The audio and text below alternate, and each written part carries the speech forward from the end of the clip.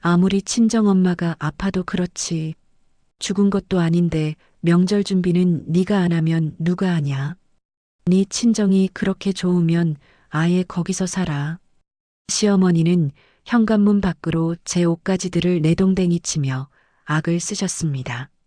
친정엄마가 중환자실에서 사경을 헤매는데 명절날 전을 부치러 오지 않았다는 게 그 이유였죠. 저는 바닥에 떨어진 코트를 털어 입으며 서늘하게 웃어드렸습니다. 어머님 진짜죠? 딴말하기 없기에요? 그리고 엘리베이터를 타고 내려가자마자 부동산에 들러 집을 급매로 넘겨버렸죠. 다음 날 시어머니로부터 99통의 부재중 전화가 찍히게 만든 그 통쾌한 복수극 지금 시작합니다. 시작하기 전에 좋아요 버튼 꾹 눌러주세요. 여러분들 하루에 축복이 가득하시길 기원합니다. 저는 어릴 때부터 남들보다 유난히 예민하고 생각이 많은 편이었어요.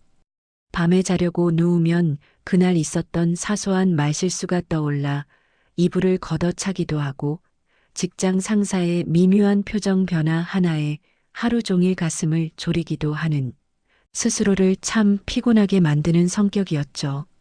생각이 꼬리에 꼬리를 무는 탓에 늘 머릿속이 시끄러웠고 그래서인지 불면증을 달고 살았어요. 그런 저에게 지금의 남편, 아니, 그 인간은 마치 저와는 다른 종족 같았어요. 저와 정반대로 늘 허허실실 웃고 세상에 고민이라곤 하나도 없어 보이는 그 둥글둥글한 모습에 강하게 끌렸던 것 같아요. 제가 무슨 말을 해도 그래. 네 말이 다 맞아. 좋아. 네가 하고 싶은 대로 해라며 받아주는 그 모습이 저에게는 세상에서 가장 편안한 휴식처처럼 느껴졌거든요. 그래서 처음엔 그냥 성격 좋은 사람이라고만 생각했어요. 예민한 저를 솜니불처럼 감싸 안아줄 유일한 사람이라고 믿었던 거죠. 연애 시절, 그는 저에게 완벽한 예스맨이었습니다. 데이트 메뉴를 고를 때도, 여행지를 정할 때도 그는 늘 제 의견을 따랐습니다. 저는 그게 저를 향한 깊은 배려라고 착각했어요. 나중에야 알았지만 그건 배려가 아니라 선택을 미루는 회피였고 책임을 지기 싫어하는 우유부단함의 극치였는데 말이죠. 결혼 준비를 하면서 그 실체가 조금씩 드러나기 시작했지만 그때 저는 이미 사랑이라는 콩깍지에 눈이 멀어 그 경고 신호를 무시하고 말았답니다. 결혼식이 다가오면서 구체적인 신혼살림을 꾸리기 시작했을 때였어요. 다른 건 다 네 마음대로 해라며 뒷짐지고 있던 남자가 딱 하나 강력하게 고집을 부리는 부분이 있더라고요. 바로 신혼집의 위치였습니다. 그날은 유난히 비가 많이 오는 저녁이었는데 카페에 마주 앉은 남편이 제 손을 꼭 잡으며 세상에서 가장 애절한 눈빛으로 말하더라고요. 자기야, 자기는 부모님이 두 분 다 건강하게 계시지만 우리 엄마는 혼자 계시잖아. 내가 장남인데 결혼한다고 쌩하니 멀리 가버리면 엄마가 너무 외로워하실 것 같아서 마음이 쓰여. 딱 차로 5분 거리, 아니 걸어서 갈 수 있는 거리에 살면서 내가 오며 가며 챙겨드리고 싶어. 물론 너한테 강요는 안 할게. 절대 너 귀찮게 안 해. 내가 알아서 효도할 테니까 넌 그냥 옆에만 있어줘. 응? 그 말을 듣는데 갑자기 마음이 짠해지더라고요. 홀로 계신 어머니를 걱정하는 그 효심이 얼마나 갸륵해 보였는지 몰라요. 아, 이 남자는 정말 따뜻한 사람이구나. 가족을 이렇게 챙기는 사람이라면 나한테도 잘하겠지라는 말도 안 되는 믿음이 생겨버린 겁니다. 그 말 한마디에 눈물이 핑 돌았으니까요. 결국 저는 친정 부모님이 결혼 선물로 지원해 주신 자금을 탈탈 털어 시댁에서 차로 딱 5분, 도보로 15분 거리에 있는 30평대 아파트를 제 명의로 계약했습니다. 부모님은 너무 시댁이랑 가까운 거 아니냐며 걱정하셨지만 저는 이 사람이 알아서 중간 역할 잘할 거야. 걱정 말라며 큰 소리를 쳤죠.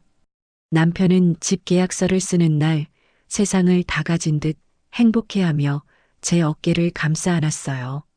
와, 이 좋은 아파트가 우리 집이라니 꿈만 같다. 내가 평생 공주님처럼 모시고 살게. 자기 손에 물 한 방울 안 묻히게 할게. 그 달콤한 헛소리를 믿은 제가 천하의 바보 천치였죠. 남편은 모아둔 돈이 거의 없었어요.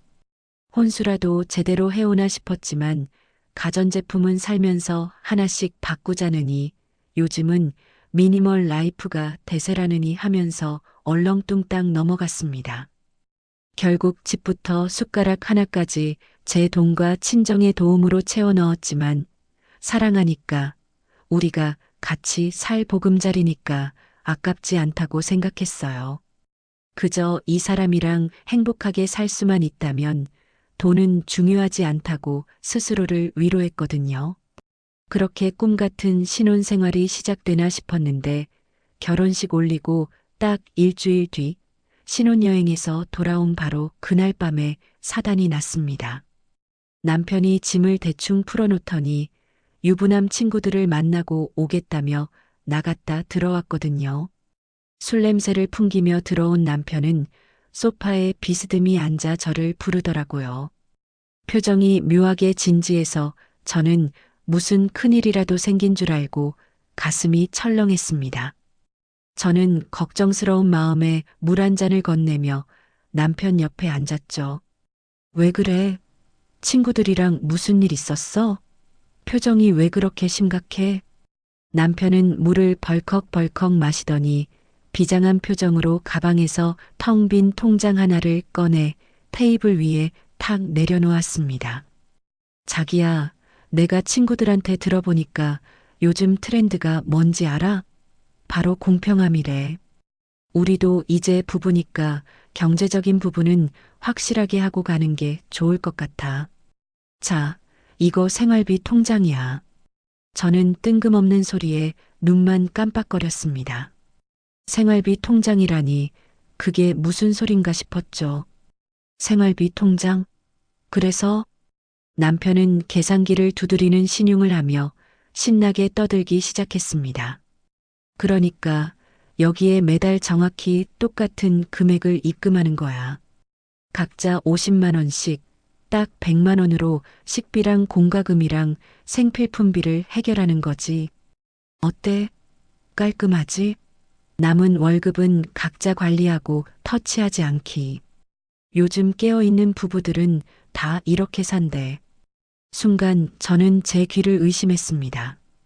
5억이 넘는 집을 내 돈으로 샀는데 생활비는 50만 원씩 똑같이 내자고 기가 차서 말이 안 나오더라고요. 집값에 대한 기여도는 1원도 없으면서 생활비는 칼같이 반반을 하자니 이게 무슨 기적의 논리인가요? 저는 어이가 없어서 헛웃음을 흘리며 남편을 쳐다봤습니다. 자기야, 지금 진심으로 하는 소리야? 이 집 우리 부모님이 사주신 거야. 자기는 혼수도 거의 안 해왔잖아. 그런데 생활비를 반반하자고? 그게 공평하다고 생각해? 그러자 남편은 세상 억울한 표정을 지으며 팔짱을 끼더라고요. 아니, 집은 집이고 생활은 생활이지. 집 해왔다고 유세 떠는 거야? 그리고 집값이 오르면 그거 다 자기 거잖아. 나는 그냥 얹혀 사는 건데 생활비까지 내가 더 내라는 건 너무 가혹하지 않아? 사랑하는 사이에 돈 때문에 치사하게 굴지 말자. 응? 사랑하는 사이에 돈 때문에 치사하게 굴지 말자. 그 말이 비수가 되어 꽂혔습니다. 제가 돈을 따지면 속물이고 치사한 아내가 되는 프레임을 씌우는 거죠. 저는 말문이 막혀 대답하지 못했습니다. 막 결혼한 신랑이랑 돈 문제로 얼굴 붉히며 싸우고 싶지 않았거든요.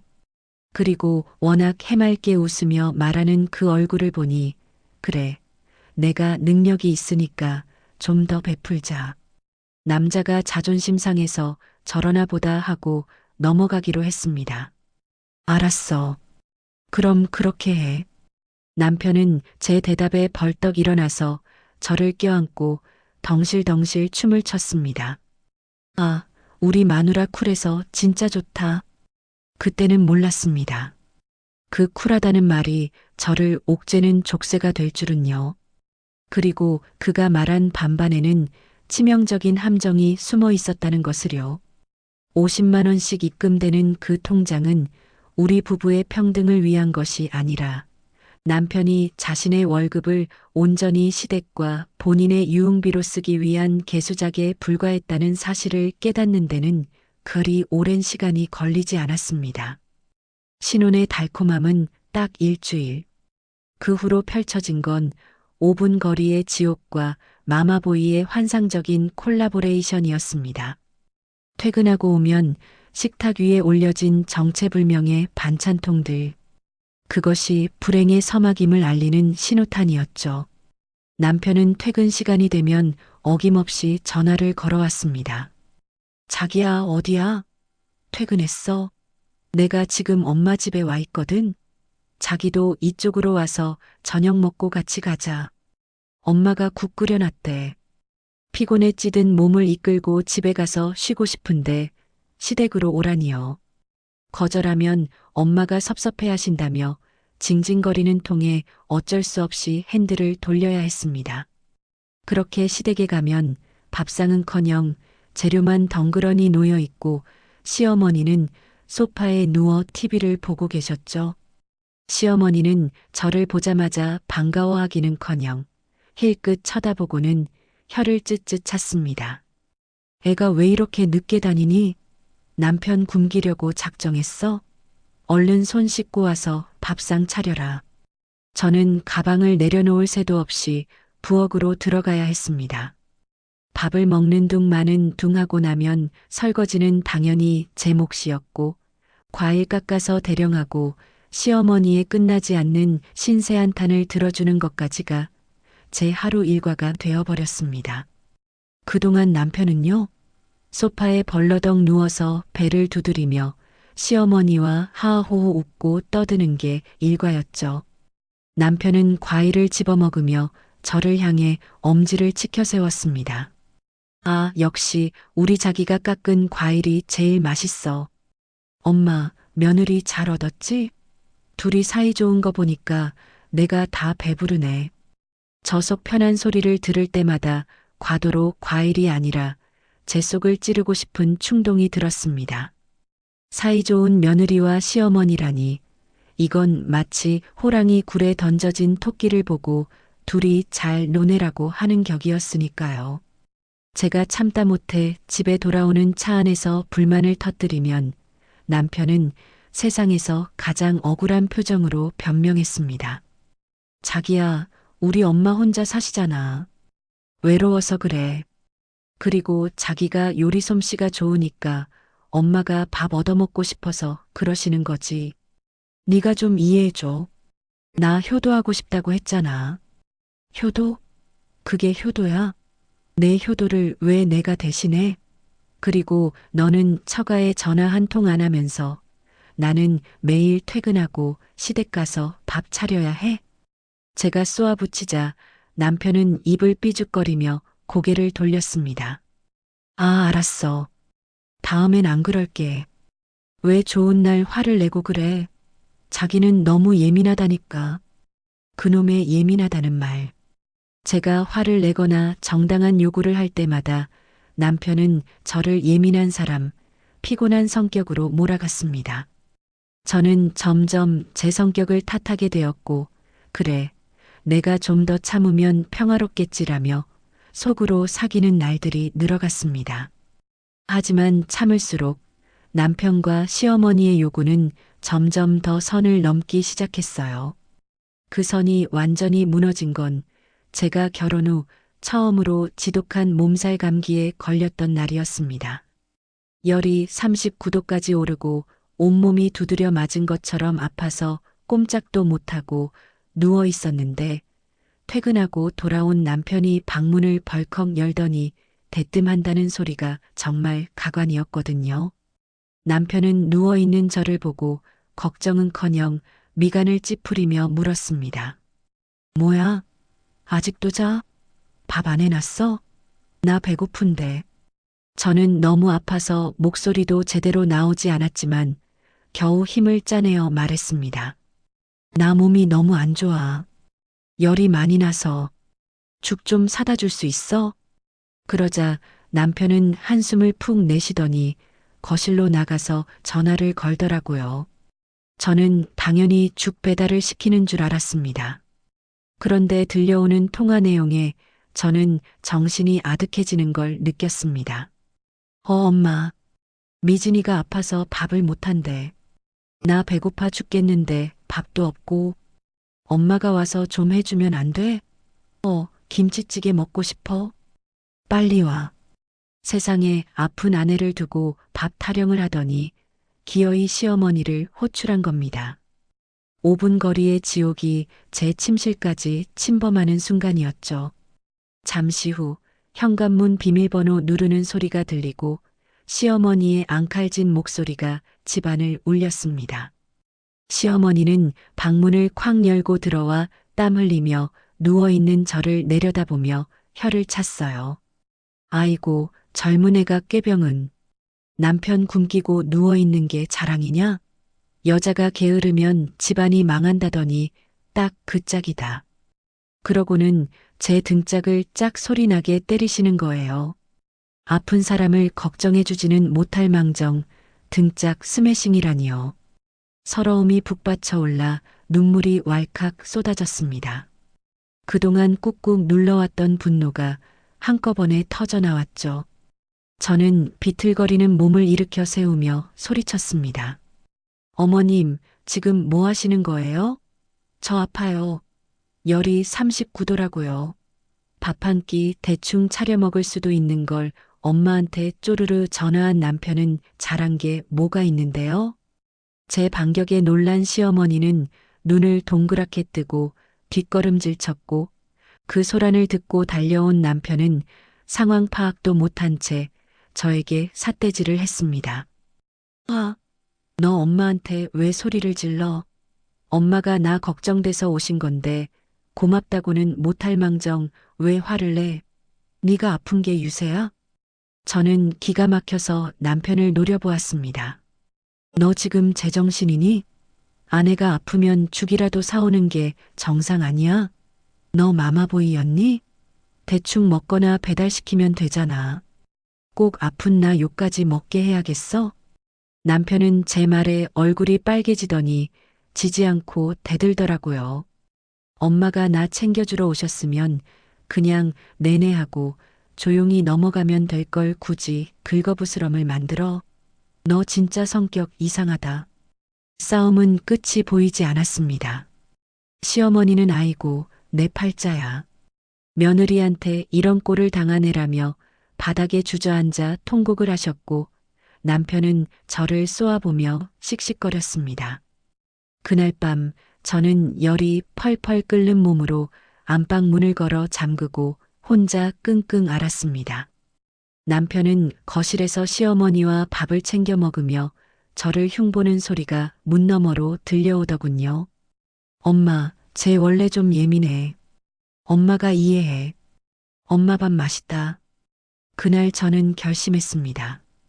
이 인간은 내 남편이 아니라 그저 시어머니의 아들이자 철없는 어린아이일 뿐이라고요. 그리고 더 이상 이 거지 같은 효도놀이에 장단 맞춰주지 않겠다고 다짐했습니다. 그날 이후 우리는 한 달간 냉전 상태에 돌입했습니다. 하지만 남편은 끝까지 사과 한마디 없었고 결국 제가 더러워서 피하는 심정으로 먼저 말을 걸었죠. 그때부터 우리는 철저히 남남처럼 굴며 살기로 했습니다. 남편이 그토록 원하던 반반을 생활비뿐만 아니라 집안일, 그리고 감정 교류에까지 적용하기로 한 거죠. 그래, 당신 말대로 해. 생활비도 반반, 집안일도 반반. 그리고 내 부모님 챙기는 것도 각자 알아서 해. 당신도 우리 부모님한테 전화하지 마. 나도 어머니한테 안 할 테니까. 제 말에 남편은 오히려 홀가분하다는 듯 그래. 요즘은 다 그렇게 살아. 쿨하고 존내라며 콧노래를 불렀습니다. 그렇게 우리는 한 집에 살지만 서로 밥도 따로 먹고 빨래도 따로 돌리는 기이한 동거 생활을 시작했어요. 겉으로 보기엔 아무 문제 없는 쇼윈도 부부였지만 제 마음속에는 이미 이혼 서류가 수천 번도 더 작성되고 있었습니다. 결혼하고 지난 5년 동안 저에게 명절은 지옥의 날들이었어요. 남들은 연휴라고 여행 계획을 세우거나 늦잠 잘 생각에 설렌다지만 저는 명절 한 달 전부터 가슴이 답답해지고 소화불량에 시달려야 했거든요. 그놈의 5분 거리라는 이유 하나만으로 저는 명절 전날 새벽부터 시댁으로 불려가 하루 종일 기름 냄새에 절어가며 전을 부쳐야 했습니다. 시댁은 지어진 지 30년이 넘은 구축 아파트라 화장실이 딱 하나뿐이었는데 그게 저를 얼마나 비참하게 만들었는지 몰라요. 좁디 좁은 부엌 바닥에 쪼그려 앉아 수백 장의 전을 부치다 보면 온몸은 땀과 기름 범벅이 되고 머리카락은 떡이 져서 두피가 간지러울 지경이 되잖아요. 그러면 저는 잠시라도 집에 가서 씻고 오고 싶은 마음이 굴뚝 같아지는데 그럴 때마다 눈치 없는 남편은 제 앞을 가로막곤 했습니다. 자기야, 지금 집에 간다고? 엄마 서운해하셔. 며느리가 전 부치다 말고 씻으러 집에 가면 엄마가 뭐라고 생각하시겠어? 그냥 여기서 대충 세수만 해. 어차피 내일 또 음식해야 하는데 뭐하러 왔다 갔다 해? 그는 소파에 비스듬히 누워 리모컨을 까딱거리며 제 절박한 위생 상태보다 엄마의 기분을 더 걱정했어요. 그 말을 들을 때마다 저는 기름 묻은 앞치마를 쥐어뜯으며 화장실 거울 속에 비친 꾀죄죄한 제 모습을 노려볼 수밖에 없었죠. 그 좁은 화장실에서 찬물로 고양이 세수를 하며 눈물을 삼키던 기억이 아직도 생생하네요. 명절 당일은 더 가관이었어요. 새벽같이 일어나 차례상을 차리고 남자들이 절을 올리는 동안 저는 부엌 구석에서 국을 데우고 밥을 퍼야 했으니까요. 식사가 끝나면 산더미처럼 쌓인 설거지를 해치우느라 허리 한번 제대로 펴지 못했고요. 그렇게 점심까지 먹고 뒷정리를 끝내야 겨우 친정행이 허락되는데 그마저도 제때 출발해 본 적이 손에 꼽을 정도랍니다. 꼭 제가 신발을 신으려고 하면 시누이네 가족이 들이닥쳤거든요. 현관문을 열고 들어오는 시누이네 가족을 보면 시어머니는 반색을 하며 저를 붙잡아 세우셨습니다. 예, 시누이 왔는데 얼굴만 보고 가려고? 그건 예의가 아니지. 과일이라도 깎고 인사하고 가라. 사돈댁에는 좀 늦는다고 전화하면 되잖아. 그 인사라는 게 결국은 시누이네 식구들 밥상 차려주라는 소리인 걸 뻔히 알면서도 저는 네 하고 다시 앞치마를 둘러야 했습니다. 시누이는 옳게 미안해서 어쩌지? 내가 좀 일찍 올 거리라며 말로만 미안해할 뿐 손 하나 까딱하지 않고 제가 차려준 밥상을 받았죠. 그렇게 상을 2번 차리고 나서야 해가 뉘엿뉘엿 질 때쯤 저는 녹초가 된 몸을 이끌고 도망치듯 시댁을 빠져나올 수 있었어요. 친정집에 도착하면 이미 저녁 식사 시간을 넘기기 일쑤였고 기다리다 지친 부모님은 식은 밥을 데워주며 제 눈치를 살피셨어요. 그 죄송함과 서러움이 5년 동안 제 가슴 속에 차곡차곡 쌓여 딱딱한 돌덩이가 되어가고 있었답니다. 그런데 이번 설은 그동안의 설움과는 비교도 안 될 만큼 끔찍하고 절망적인 사건으로 시작되었습니다. 설 명절을 며칠 앞둔 어느 날 오후 회사에서 업무를 보던 중 친정 아빠에게서 전화가 걸려왔어요. 평소 업무 시간에는 절대 전화를 안 하시는 분이라 불길한 예감이 스치더라고요. 미진아, 엄마가 쓰러졌어. 뇌출혈이라는데. 지금 수술 들어간다. 수화기 너머로 들려오는 아빠의 떨리는 목소리에 저는 순간 세상의 소리가 모두 차단된 듯한 적막을 느꼈습니다.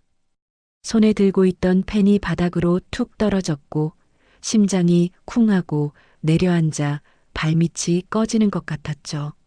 저는 어떻게 회사에 이야기를 했는지 기억도 나지 않을 만큼 정신없이 가방을 챙겨 병원으로 달려갔습니다. 수술실 앞 복도에 멍하니 앉아있는 아빠의 축 처진 어깨를 보니 가슴이 미어지더라고요. 그 강인하던 엄마가 차가운 수술대 위에 누워있다니 믿어지지가 않았습니다. 다행히 수술은 잘 끝났지만 의식은 돌아오지 않았고 중환자실로 옮겨진 엄마를 보며 저는 하염없이 눈물만 흘렸습니다. 온몸에 튜브를 꽂고 기계에 의지해 숨을 쉬는 엄마의 모습은 너무나 작고 약해 보였거든요. 저는 회사에 연차를 내고 중환자실 앞 대기실에서 쪽잠을 자며 엄마 곁을 지켰습니다. 면회 시간은 하루에 딱 2번 30분씩밖에 안 됐지만 혹시라도 엄마가 깨어났을 때 제가 없으면 무서워하실까봐 자리를 비울 수가 없더라고요. 딱딱한 플라스틱 의자에서 새우잠을 자느라 온몸이 쑤시고 며칠째 제대로 씻지도 못해 몰골이 말이 아니었지만 엄마만 깨어난다면 제 목숨이라도 내놓을 수 있을 것 같았습니다. 그렇게 피 말리는 시간이 3일째 되던 날이었습니다. 의식이 없는 엄마의 손을 잡고 엄마 제발 눈 좀 떠봐라고 속삭이고 있는데 주머니 속에서 핸드폰이 요란하게 진동하더라고요. 남편이었어요. 언제 와? 엄마가 내일 명절 장 봐야 한다는데 같이 가야지. 엄마 혼자 가실 순 없잖아.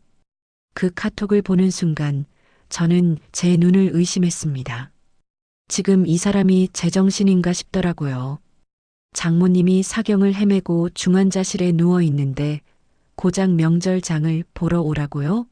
엄마가 오늘 내일 하는데 그깟 동그랑땡 재료 사는 게 그렇게 중요한가요? 손이 부들부들 떨려서 오타가 나는 줄도 모르고 답장을 찍어 눌렀습니다. 지금 그게 무슨 소리야? 우리 엄마가 중환자실에 계시잖아. 의식도 없는데 명절이 중요해? 이번 명절은 못 가. 당신이 알아서 해. 전송 버튼을 누르자마자 기다렸다는 듯 전화벨이 울렸습니다. 남편이겠지 싶어 받으려는데 액정에 뜬 이름은 어머님이었어요.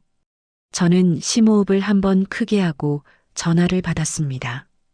혹시라도 걱정해서 전화하신 건 아닐까 하는 아주 신락 같은 기대를 품으면서요. 하지만 그건 저만의 착각이었습니다. 여보세요? 제 목소리가 갈라져 나오자마자 수화기 너머에서 시어머니의 날카로운 목소리가 고막을 찔러왔습니다. 예, 너 지금 무슨 말이니? 명절을 못 온다니? 사돈이 편찮으신 건 알겠는데 그렇다고 산 사람이 할 도리를 안 하면 쓰나. 아직 돌아가신 것도 아닌데 명절은 쇠어야지. 순간 저는 귀를 의심했습니다. 아직 돌아가신 것도 아닌데라니요. 어떻게 사람의 탈을 쓰고 그런 말을 할 수가 있죠? 머릿속에서 무언가가 툭 하고 끊어지는 소리가 선명하게 들렸습니다. 그건 지난 5년 동안 제가 억지로 이어붙이고 있던 인내심의 끈이었고 시댁 식구들을 향한 마지막 존중의 끈이었죠. 피가 거꾸로 솟는다는 게 이런 느낌일까요? 눈앞이 하얘지면서 숨이 가빠오더라고요. 제가 아무 말도 못하고 거친 숨만 몰아쉬고 있자 시어머니는 제 침묵을 긍정으로 받아들였는지 한술 더 뜨시더군요. 그래, 너도 알면 됐다. 얼른 짐 챙겨서 와라. 내일 아침부터 장 봐야 하니까 늦지 않게 와. 네 남편 밥도 못 얻어먹고 다니는 꼴 내가 더는 못 보겠다. 전화가 뚝 끊어지고 멍하니 서 있는 제 뒤로 누군가 다가오는 인기척이 느껴졌습니다. 남편이었습니다. 퇴근하고 병원에 잠깐 들른 모양인데 저를 보더니 대뜸 짜증 섞인 표정으로 입을 열었습니다. 자기야, 엄마랑 통화했어? 거봐, 엄마 화나셨잖아. 적당히 하고 집에 가자. 장모님 간호는 장인어른이 옆에 계시면 되잖아. 내가 장인어른 드시라고 음료수 한 박스 사왔으니까 이거 드리고 가자. 너 우리 집 맏며느리야. 와서 전은 부쳐야지. 제사상에 올릴 전을 엄마 혼자 어떻게 다 하시라고 그래. 남편은 자기 손에 들린 비타민 음료 박스를 흔들어 보이며 마치 대단한 선심이라도 쓴 듯 으스대고 있었습니다. 그 뻔뻔한 얼굴을 보는데 구역질이 치밀어 오르더군요. 아내는 며칠째 잠도 못 자고 엄마가 죽을까봐 공포에 떨고 있는데 이 남자는 고작 전 부칠 일손이 부족할까봐 안달이 난 겁니다. 장인어른에게 음료수 한 박스 던져주고 부려먹으려는 신보가 너무나 투명하게 보여서 소름이 끼쳤어요. 저는 천천히 고개를 들어 남편을 똑바로 쳐다봤습니다. 예전 같았으면 그래도 엄마 언제 깨어나실지 모르는데 하며 우물쭈물했겠지만 지금은 아니었습니다. 제 눈앞에 서 있는 이 두 모자는 사람이 아니었습니다. 사람의 말을 할 줄 아는 짐승, 아니 짐승보다 못한 존재들이었죠. 너 지금 뭐라고 했니? 우리 엄마가 죽어가는데 가서 전을 부치라고? 네 눈에는 명절 때마다 와서 일해주는 가사 도우미로 보이는 거니? 제 목소리는 낮고 차갑게 깔렸습니다. 남편은 제 서늘한 눈빛에 당황했는지 한 걸음 뒤로 물러서며 말을 더듬더군요. 아니. 누가 도우미래? 며느리로서 도리를 하라는 거지. 그리고 장모님 아직 살아계시잖아. 산 사람은 살아야지. 언제까지 슬퍼만 하고 있을 거야? 너 너무 감정적인 거 아니야? 산 사람은 살아야지. 그 역겨운 멘트를 모자가 쌍으로 읊어대는데 더 이상 참을 이유도 예의를 지킬 필요도 없다는 확신이 들었습니다. 이들에게는 몽둥이가 약이라는 걸, 그리고 그 몽둥이는 제가 직접 들어야 한다는 걸 뼈저리게 깨달았으니까요. 저는 주먹을 꽉 쥐었습니다. 손톱이 살을 파고들어 피가 날 만큼 아팠지만 가슴 속에서 타오르는 분노에 비하면 아무것도 아니었습니다. 그래, 산 사람은 살아야지. 그래서 나도 이제 좀 살아야겠어. 네 그 잘난 효도 이제 네가 직접 해. 나는 더 이상 네 엄마 하녀 노릇 안 할 테니까. 저는 남편의 손에 들린 음료수 박스를 쳐다보지도 않고 그대로 뒤돌아 중환자실 문을 열고 들어갔습니다. 뒤에서 남편이야. 너 어디가? 내 말 안 끝났어. 라고 소리치는 게 들렸지만 마치 개가 짖는 소리처럼 아무런 감흥도 느껴지지 않았습니다. 유리창 너머로 보이는 엄마의 얼굴을 보며 저는 다짐했습니다. 엄마, 나 이제 착한 딸, 착한 며느리 안 할래. 나를 지키기 위해서, 그리고 엄마를 지키기 위해서 나 진짜 독해질 거야. 두고 봐. 이 인간들 내가 어떻게 밟아주는지. 그날 밤 저는 병원 로비 의자에 앉아 핸드폰을 켰습니다. 그리고 그동안 미뤄왔던, 아니 엄두도 내지 못했던 것들을 하나씩 검색하기 시작했습니다. 이혼 전문 변호사, 재산 분할, 녹취록 증거 효력. 화면을 터치하는 제 손가락 끝에는 더 이상 망설임이 없었습니다. 폭풍전 야처럼 고요하지만 그 어느 때보다 뜨거운 전쟁이 시작되고 있었습니다. 병원에서 쪽잠을 잔 지 4일째, 거울 속에 비친 제 모습은 그야말로 몰골이 말이 아니었습니다. 머리는 떡이 져서 이마에 달라붙어 있었고 눈은 붕어처럼 퉁퉁 부어 앞이 잘 보이지 않을 지경이었죠. 엄마의 바이탈 수치가 조금 안정되었다는 의사 선생님의 말을 듣고서야 겨우 한숨 돌릴 수 있었어요. 긴장이 풀리니 며칠 동안 입고 있던 옷에서 나는 퀴퀴한 냄새가 코를 찌르더군요. 엄마가 깨어나셨을 때 딸의 모습이 이래서는 안 되겠다 싶어 잠시 집에 들러 씻고 옷이라도 갈아입고 와야겠다고 생각했습니다. 택시를 타고 집으로 향하는 길, 차창 밖으로 스쳐 지나가는 익숙한 풍경들이 그날따라 왜 그리 낯설게 느껴지던지요. 5분 거리의 시댁, 우리가 자주 가던 마트, 그리고 신혼집. 그 모든 풍경 속에 저라는 사람은 철저히 배제되어 있었던 것 같습니다. 도착한 아파트 단지는 평온했습니다. 엘리베이터 숫자가 바뀌는 걸 멍하니 바라보며 집에 가면 남편이 또 무슨 잔소리를 늘어놓을지 벌써부터 머리가 지끈거렸죠. 하지만 문이 열리고 제 눈앞에 펼쳐진 광경은 제가 상상했던 그 어떤 잔소리보다 훨씬 충격적이고 파괴적이었습니다. 엘리베이터 문이 열리자마자 복도 바닥에 어지럽게 널려있는 형형색색의 천 뭉치들이 보였습니다. 처음에는 누가 이사를 가나 싶었어요. 그런데 가까이 다가가 보니 그건 쓰레기가 아니었습니다.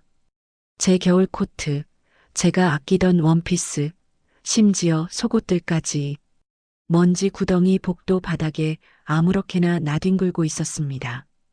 그리고 그 옷무덤 위에 제 여행용 캐리어가 처박혀 있더라고요. 지퍼가 터질 듯이 짐이 쑤셔 박힌 채로 말이죠.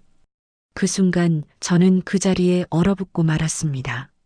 맹세코 제가 살아오며 그리고 남은 생에서도 그렇게 놀랍고 참담한 경험은 처음일 것 같았어요.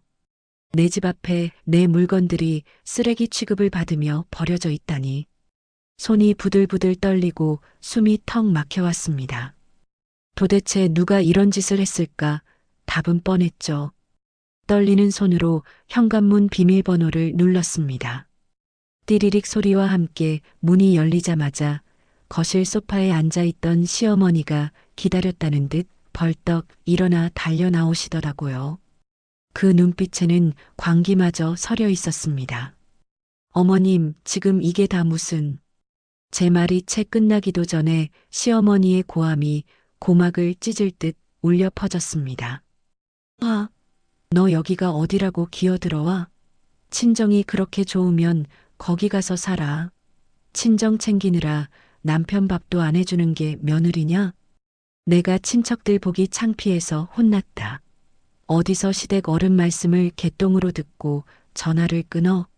썩 나가. 당장 나가. 침이 튀도록 소리를 지르는 시어머니의 얼굴은 붉게 달아올라 있었습니다. 남편은 보이지 않았지만 아마 방 안의 숨어 상황을 즐기고 있었겠죠. 그런데 참 이상하죠? 보통 이런 상황이면 억울해서 눈물이 나거나 잘못했다고 빌거나 아니면 같이 소리를 지르며 싸워야 정상이잖아요. 그런데 시어머니가 친정에 가서 살아 라고 소리치는 그 순간 저는 가슴 한구석이 뻥 뚫리는 듯한 시원함을 느꼈어요. 마치 꽉 막혀있던 체증이 순식간에 내려가는 기분이었죠. 그동안 이혼을 망설였던 이유, 5년이라는 시간을 부정하고 싶지 않았던 미련 남들의 시선, 그 모든 것들이 시어머니의 그 한마디로 완벽하게 정리되었습니다. 그 말은 저에게 완벽한 명분이 되어 주었으니까요. 아, 이제 정말 끝이구나. 아니, 이제 정말 시작이구나. 저는 울며 매달리는 대신 입꼬리를 쓱 올리며 차갑게 웃었습니다. 제 예상 밖의 반응에 시어머니는 멈칫하며 눈을 크게 뜨시더군요. 어머님, 지금 하신 말씀 진심이시죠? 친정에 가서 살라고 하셨어요. 후회하지 마세요. 어머님이 가라고 하신 겁니다. 제 목소리는 소름 끼칠 정도로 차분했습니다. 시어머니는 제 서늘한 웃음에 당황한 기색이 역력했지만 이미 내뱉은 말이 있고 자존심이 허락지 않는 모양인지 더 크게 소리치셨습니다. 그래, 진심이다. 당장 내 집에서 나가. 너 같은 며느리 필요 없다. 내 집이라뇨. 명의가 누구 건지도 모르는 무식함에 헛웃음이 나왔습니다. 저는 더 이상 대꾸할 가치도 느끼지 못했어요. 고개를 꾸벅 숙여 인사까지 했습니다. 어머니 진짜죠? 딴말하기 없기에요? 저는 뒤도 돌아보지 않고 현관문을 나섰습니다. 바닥에 널브러진 제 옷가지들을 캐리어에 쑤셔 넣고 먼지 묻은 코트를 툭툭 털어 팔에 걸쳤죠. 엘리베이터를 타고 내려오는 동안 제 머릿속은 그 어느 때보다 빠르게 회전하기 시작했습니다. 슬픔? 분노? 아니요. 지금 저에게 필요한 건 오직 계산뿐이었습니다. 1층에 도착하자마자 저는 아파트 단지 상가에 있는 부동산으로 직행했습니다. 평소 오며 가며 인사하던 부동산 사장님이 헝클어진 머리에 짐가방을 들고 들어오는 저를 보고 눈이 휘둥그레지셨어요. 어머, 세댁. 무슨 일이야? 몰골이 왜 그래? 저는 사장님 앞에 앉아 숨을 고르며 단도직입적으로 말했습니다. 사장님, 저희 집 지금 당장 매물로 내놔주세요. 사장님은 마시던 커피를 뿜을 뻔하셨습니다. 뭐, 집을 내놓다니? 무슨 소리야? 이사 가려고? 네, 금매로요. 지금 시세가 6억 정도 하죠? 5천만 원 더 싸게, 확실하게 빨리 팔리는 가격으로 해주세요. 사장님은 입을 다물지 못했습니다. 이 아파트는 학군도 좋고 역세권이라 없어서 못 파는 로얄동 로얄층이었거든요. 그런데 시세보다 5천만 원이나 싸게 내놓다니 이건 그냥 줍는 거나 다름없는 가격이었습니다. 세댁, 진짜야? 남편이랑 상의는 된 거야? 이 좋은 집을 왜 그 가격에? 저는 단호하게 사장님의 눈을 바라보며 말했습니다. 이 집 제 명의예요. 남편은 숟가락 하나 얹은 거 없고요. 사장님, 수수료 넉넉하게 챙겨드릴 테니까 지금 당장 손님 붙여주세요. 지금 사람 있는데 그냥 보여주시면 돼요. 비밀번호 알려드릴게요. 사장님은 어머 세상에. 를 연발하면서도 돈 냄새를 맡은 프로답게 바로 수첩을 꺼내 들고 전화를 돌리기 시작했습니다. 여보세요? 김 사장님? 대박 물건 하나 나왔어. 로얄층인데 금매야, 금매. 지금 당장 계약금 쏘면 임자야. 부동산 안이 시끌벅적해지는 걸 보며 저는 묘한 쾌감을 느꼈습니다. 제 부모님이 피땀 흘려 모은 돈으로 마련해 주신 제 자산인데 남편이 50만 원씩 생활비 낸 걸로 이 집에 대한 권리를 주장할 수 있을까요? 천만에요. 금매로 팔아도 집값이 꽤 올라서 저는 손해볼 게 없었습니다. 오히려 이 지긋지긋한 공간을 처분하고 현금화하는 게 저에게는 최고의 이득이었죠. 저는 부동산을 나와 곧바로 친정집 근처 오피스텔을 알아보기 위해 택시를 잡았습니다. 엄마 병원과 가깝고 보안이 철저해서 시댁 식구들이 찾아와도 절대 들어올 수 없는 곳으로요. 나 사고 쳤나? 싶었지만 막상 이렇게 저지르고 나니 두려움보다는 설렘이 앞서더군요. 그래, 5천만 원? 그거 내 인생 수업료라고 치자. 그 돈으로 저 인간들 쫓아내고 내 자유를 사는 거야. 택시 창문을 조금 내리자 차가운 바람이 들어와 뜨거워진 제 얼굴을 식혀주었습니다. 그동안 남편과 시어머니 눈치 보느라 착한 며느리 흉내 내느라 제 자신이 썩어 문드러지는 줄도 몰랐어요. 하지만 이제 알 것 같았습니다. 나를 지킬 수 있는 건 오직 나뿐이라는 것을요. 엄마가 계신 병원으로 돌아가는 발걸음이 결혼 5년 만에 처음으로 깃털처럼 가벼웠습니다. 엘리베이터 거울 속에 비친 제 모습은 여전히 엉망이었지만 눈빛만은 살아있었죠. 엄마, 이제 우리 셋이 행복하게 살자. 병실 문을 조심스럽게 열고 들어가니 규칙적인 기계음 소리만이 정막을 채우고 있었습니다. 그리고 그 옆 간이 침대에는 며칠 새 10년은 더 늙어버린 듯한 아빠가 엄마의 손을 꼭 잡은 채 꾸벅꾸벅 졸고 계셨습니다. 그 좁은 어깨가 왜 그리 작아 보이던지 왈칵 눈물이 쏟아질 뻔했죠. 제가 인기척을 내며 다가가자 아빠가 화들짝 놀라 눈을 뜨셨습니다. 미진아. 왔냐? 집에 가서 좀 씻고 오라니까 왜 벌써 왔어? 얼굴이 왜 이래? 아빠는 제 헝클어진 머리와 퉁퉁 부은 눈을 보고 놀라 자리에서 벌떡 일어나셨습니다. 저는 그런 아빠를 와락 끌어안았습니다. 아빠의 냄새, 익숙하고 편안한 그 냄새를 맡으니 비로소 긴장이 풀리는 것 같았습니다. 아빠, 왜 그래? 무슨 일 있었어? 그 사람들이 또 뭐라 그러든? 아빠의 걱정스러운 물음에 저는 고개를 저으며 엄마가 들을 수 있도록 그리고 아빠가 안심할 수 있도록 또박또박 말했습니다. 아니, 아무 일도 없었어. 그냥 나 다 정리하고 왔어. 아빠, 나 그 집 나왔어. 아니, 방금 부동산 들러서 집 팔겠다고 내놓고 오는 길이야. 이제 나 그 사람들 며느리 안 해. 엄마 아빠 딸로만 살 거야. 제 폭탄 선언에 아빠는 잠시 멍하니 저를 바라보시더니 이내 제 손을 꽉 잡아주셨습니다. 떨리는 손이었지만 그 악령만큼은 그 어느 때보다 단단했습니다. 잘했다. 그래, 잘했어. 내 새끼 그동안 마음고생 많았지? 그 집구석 진작에 나왔어야 했어. 집이고 뭐고 다 필요 없다. 너만 행복하면 돼. 잘 생각했다. 아빠의 투박한 위로에 가슴속 응어리가 녹아내리는 것 같았습니다. 저는 엄마의 차가운 손을 잡고 속삭였습니다. 엄마, 나 잘했지? 그러니까 엄마도 얼른 일어나. 우리 세 식구 보란 듯이 잘 살아봐야지. 다음 날 아침 병실의 공기는 여전히 무겁고 차가웠어요. 엄마의 바이탈 모니터에서 들리는 규칙적인 삐삐 소리만이 제가 살아있는 공간에 있다는 걸 알려주는 유일한 신호였죠.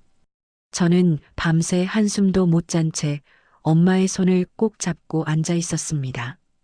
어제 부동산에 집을 내놓고 왔지만 사실 마음 한구석에는 불안함이 꿈틀거리고 있었거든요. 혹시라도 그 인간들이 문을 안 열어주면 어쩌지? 계약이 틀어지면 어쩌지? 하는 생각들이 꼬리에 꼬리를 물고 이어졌으니까요. 오전 10시가 조금 넘었을 때였어요. 정적을 깨고 제 핸드폰이 진동하기 시작했습니다. 모르는 번호였지만 저는 직감적으로 알 수 있었습니다. 어제 그 부동산 사장님이었죠. 저는 침을 꿀꺽 삼키며 조심스럽게 전화를 받았어요. 여보세요? 수화기 너머로 들려오는 사장님의 목소리는 꽤나 다급하면서도 흥분돼 보였습니다. 아이고, 새댁. 지금 손님 모시고 집 앞인데 아무리 배를 눌러도 대답이 없네. 분명 안에서 인기척은 나는데 말이야. 이거 문 좀 열어달라고 전화했어. 혹시 비밀번호 좀 알 수 있을까? 저는 순간 입꼬리가 저절로 올라가는 걸 느꼈습니다. 인기척이 난다는 건 아직 그 인간들이 제 집에 따리를 틀고 앉아 있다는 뜻이었으니까요. 아, 네 사장님. 그냥 비밀번호 누르고 들어가시면 돼요. 비밀번호는 1234예요. 편하게 보여주세요. 비밀번호를 알려주고 전화를 끊자마자 제 심장은 마치 롤러코스터가 하강하기 직전처럼 쿵쾅거리기 시작했습니다. 과연 그 문이 열리는 순간 그 집 안에서는 어떤 지옥도가 펼쳐질까요? 저는 핸드폰을 손에 쥐고 초조하게 기다렸습니다. 아니나 다를까 5분도 채 지나지 않아 제 핸드폰이 미친 듯이 발광하기 시작했습니다. 액정에 뜬 이름은 남편. 저는 받지 않고 가만히 두었습니다. 그러자 곧이어 카톡 폭탄이 쏟아지더라고요. 아, 지금 이게 뭐야? 부동산에서 사람들이 왔어. 집을 내놨다니 이게 무슨 소리야? 너 미쳤어? 당장 전화 받아. 엄마 놀라셨잖아. 빨리 해명해. 카톡 내용을 보니 상황이 눈에 선하게 그려졌습니다. 알고 보니 시어머니는 제가 집을 나간 뒤 불쌍한 아들 밥을 챙겨준답시고 계속 그 집에 머물고 계셨던 겁니다. 거실 소파에 늘어지게 누워 TV를 보며 낄낄거리고 있었겠죠. 그런데 갑자기 도어락이 띠리릭 열리더니 부동산 사장님과 낯선 사람들이 우르르 들이닥쳤을 테니 얼마나 기겁을 했겠어요? 어머, 여기 사람 사네요? 라며 들어오는 매수 희망자들과 런닝 차림으로 밥상머리에 앉아있던 남편, 그리고 헝클어진 머리의 시어머니. 그야말로 아수라장이었을 겁니다. 저는 그 장면을 상상하니 10년 묵은 체증이 쑥 내려가는 기분이었습니다. 그동안 저를 투명 인간 취급하며 무시하던 그들이 이제는 세상 사람들에게 벌거벗겨진 기분일 테니까요. 제가 전화를 받지 않자 이번에는 시어머니의 공격이 시작되었습니다. 핸드폰이 쉴 새 없이 진동하며 테이블 위에서 춤을 췄습니다. 부재중 전화 숫자가 10통, 20통, 순식간에 50통을 넘어가더니 어느새 99통을 찍더라고요. 저는 한참 동안 핸드폰 화면만 바라봤어요. 손이 너무나 떨렸습니다. 두려워서가 아니라 온몸의 세포가 깨어나는 듯한 전율 때문이었죠. 1시간쯤 지났을까요? 그들이 충분히 공포에 떨었을 시간이라고 판단한 저는 벨이 울리자마자 느긋하게 통화 버튼을 눌렀습니다. 여보세요? 제 목소리가 들리자마자 시어머니의 고막을 찢는 듯한 비명이 터져 나왔습니다. 아, 너 미쳤냐? 집을 팔다니. 지금 이게 무슨 짓이야? 부동산 사람들이 와서 집을 휘젓고 다니는데 네가 제정신이니? 어떻게 우리하고 상의도 없이 집을 내놔? 시어머니는 분이 안 풀리는지 씩씩거리는 숨소리까지 적나라하게 들려왔습니다. 예전 같았으면 벌벌 떨었겠지만 저는 아주 차분하고 냉정한 목소리로 대꾸했죠. 어머님, 왜 화를 내세요? 어제 저한테 그러셨잖아요. 친정 가서 살라고요. 짐까지 다 내던지셨으면서 이제 와서 무슨 딴소리세요? 이혼하라는 거 아니셨어요? 제 말에 시어머니는 잠시 말문이 막힌 듯 하며 말을 더듬으시더군요. 제가 이렇게 박박 대들 줄은 상상도 못 하셨겠죠. 아니, 그건 네가 시댁을 너무 만만하게 생각하는 것 같아서 겁 좀 주려고 그런 거지. 홧김에 한 소리 가지고 집을 팔아버리는 독한 년이 어디 있어? 당장 취소해. 내 아들 길바닥에 나앉게 할 셈이야? 겁 좀 주려고 그랬다고요? 제 옷을 쓰레기처럼 복도에 던져놓고 친정 부모님 욕까지 하면서 쫓아낸 게 고작 겁주기였다니요. 그 뻔뻔한 변명에 헛웃음이 터져 나왔습니다. 겁주려고 그러셨다고요? 죄송하지만 저는 진심으로 받아들였거든요. 그리고 어머님 착각하지 마세요. 그 집 제 명의예요. 우리 부모님이 피땀 흘려 모은 돈으로 사주신 제 집이라고요. 남편이 거기 숟가락 하나 얹은 거 있어요? 없잖아요. 시어머니는 할 말이 없는지 그래도 부부가 살던 집인데 하며 꼬리를 내리려 했지만 저는 틈을 주지 않고 말을 잘랐습니다. 지금 저희 엄마가 사경을 헤매고 계세요. 그 집 팔아서 엄마 병원비 보태고 더 좋은 간병인 써서 최고로 모실 거예요. 그동안 딸 시집 보내고 마음고생만 하셨는데 이제라도 돈 걱정 없이 치료받게 해드릴 거라고요.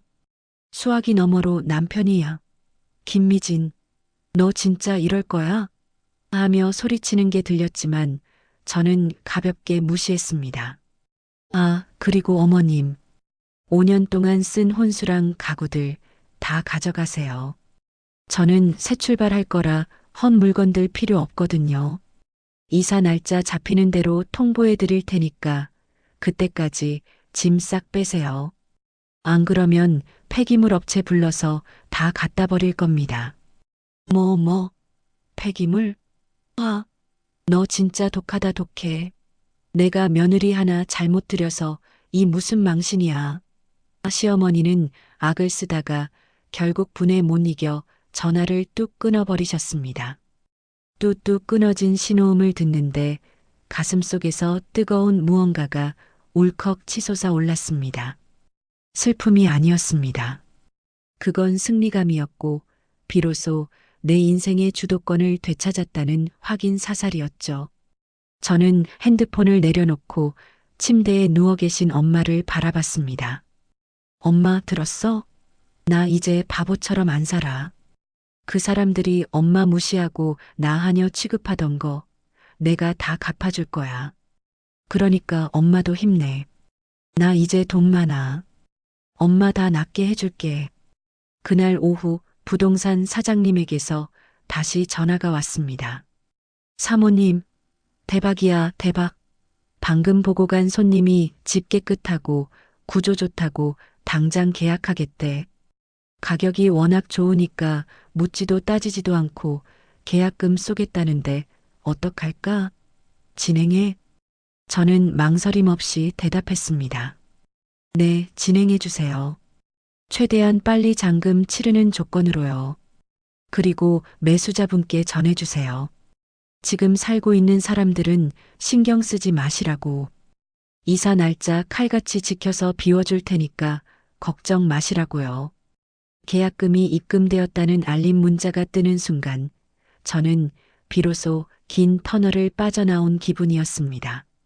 통장에 찍힌 그 숫자는 단순한 돈이 아니었습니다.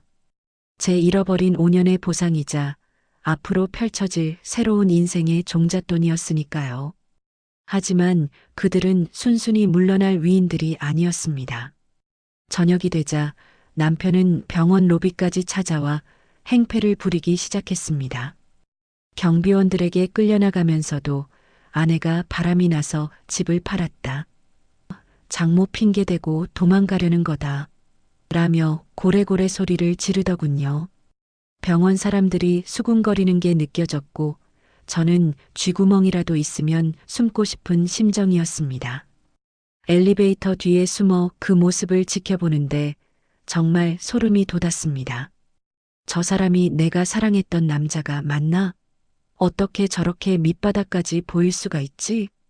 그제야 예전에 남자가 자기도 외로운 사람이라고 했던 말의 뜻을 깨닫게 됐죠. 엄마 없이는 아무것도 못하고 자기 잘못을 인정하기 싫어서 남 탓만 하는 저 찌질한 모습. 이 남자가 나보다 더 외로운 사람이구나. 평생 누군가에게 기생해서 살아야만 하는 불쌍한 인생이구나. 하지만 동정심은 들지 않았습니다. 오히려 그 바닥을 확인하고 나니 전투력이 더 상승하더라고요. 그래, 어디까지 하나 보자. 네가 그렇게 나온다면 나도 더 이상 봐주지 않겠어. 저는 주머니 속에서 녹음기를 꺼내 들었습니다. 남편이 뱉어내는 그 말도 안 되는 헛소리들, 시어머니의 폭언들, 하나도 빠짐없이 녹음되고 있었습니다. 그리고 그동안 남편이 보냈던 반반 생활비 입금 내역, 제가 냈던 대출 이자 내역, 그리고 그들이 저에게 보냈던 모욕적인 카톡들까지 모든 증거는 제 손안에 있었습니다. 이제 남은 건 법의 심판대 위에 그들을 세우는 일뿐이었습니다. 가장 확실하게 밟아줄 방법을 찾기 위해 저는 밤새도록 이혼 소송 사례들을 찾아 읽었습니다. 눈이 뻑뻑하고 머리가 아팠지만 멈출 수 없었습니다.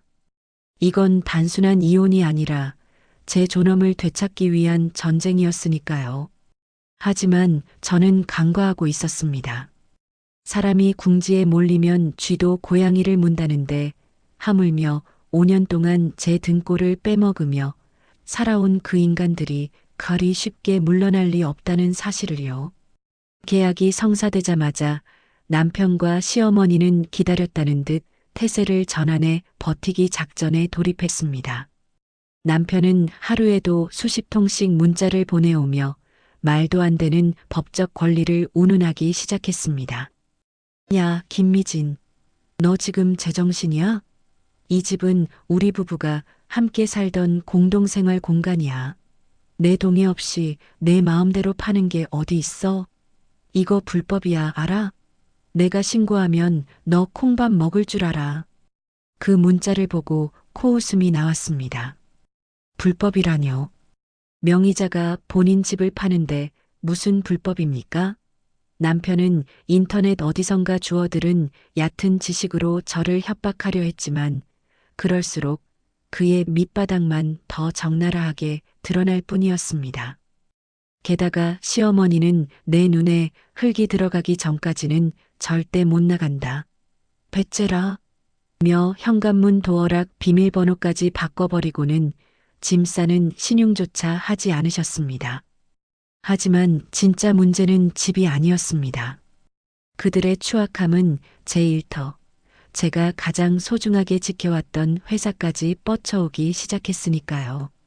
어느 날 점심시간 회사 로비가 시끌벅적해 나가보니 남편이 보안요원과 실랑이를 벌이고 있었습니다. 김미진 과장 나오라고 해. 아내가 장모 핑계대고 바람이 나서 집을 팔아버렸다고. 내가 억울해서 못 살겠네. 남편은 지나가는 직원들을 붙잡고 고래고래 소리를 지르며 헛소문을 퍼뜨리고 있었습니다. 그 모습을 보는 순간 저는 다리에 힘이 풀리고 현기증까지 느껴졌지만 이를 악물고 버텼습니다. 동료들이 웅성거리는 소리가 귓가에 맴돌았어요. 어머, 김 과장님 남편 아니야? 바람이 났대? 세상에. 저 사람 멀쩡하게 생겨서 왜 저러지? 진짜인가 봐? 수치심에 얼굴이 화끈거렸지만 저는 도망치지 않았어요. 오히려 당당하게 남편 앞으로 걸어갔습니다. 남편은 저를 보자마자 의기양양한 표정으로 삿대질을 해댔습니다. 아, 너 잘 만났다. 어디 숨어 있다가 이제 나와? 사람들아, 이 여자가 내 돈 뜯어내고 딴 남자랑 살림 차리려고 집 판 거예요. 아주 무서운 여자라고. 저는 차갑게 웃으며 대꾸했습니다. 그래, 증거 있어? 내가 바람났다는 증거 대봐. 그리고 당신 여기가 어디라고 와서 행패야? 명예훼손으로 고소당하고 싶어서 환장했어? 제 섯을 퍼런 기세에 남편은 움찔했지만 이미 엎질러진 물이라 생각했는지 더 크게 소리쳤습니다. 증거? 네가 갑자기 집 내놓은 게 증거지. 아내로서 도리도 안 하고 시댁 무시하고 도망가는 게 바람난 게 아니면 뭐야. 결국 보안 요원들에 의해 남편은 끌려나갔지만 이미 회사에는 이상한 소문이 퍼질 대로 퍼진 뒤였습니다. 인사팀에서 면담 요청까지 들어왔을 때 저는 스트레스가 극에 달해 머리가 터질 것 같았습니다. 10년 넘게 쌓아온 커리어가 남편의 새치 혀 때문에 무너질 위기에 처한 겁니다. 하지만 무너질 수는 없었습니다. 저에게는 지켜야 할 엄마가 있었으니까요. 친정엄마의 상태는 다행히 조금씩 호전되어 일반 병실로 옮기셨지만 여전히 안정이 필요한 상태였습니다. 엄마가 깨어 계실 때면 저는 억지로 웃으며 아무 일 없는 척 연기를 해야 했죠. 엄마, 오늘 밥 맛있었어? 나 회사에서 칭찬받았어. 다들 김 과장 최고래. 속으로는 문드러지는데 겉으로는 웃어야 하는 그 상황이 지옥 같았습니다. 혹시라도 엄마가 제 이혼 소식이나 남편의 행패를 알게 되어 충격받으실까봐 힘든 표정 한번 짓지 못했죠. 그런데 산 넘어 산이라고 이번에는 시어머니가 병원까지 찾아오셨습니다. 어느 날 오후 병실 문이 쾅 열리더니 시어머니가 들이닥쳤습니다. 다행히 엄마는 검사를 받으러 가셔서 자리에 안 계셨지만 시어머니는 빈 침대를 보고 소리를 지르기 시작했습니다.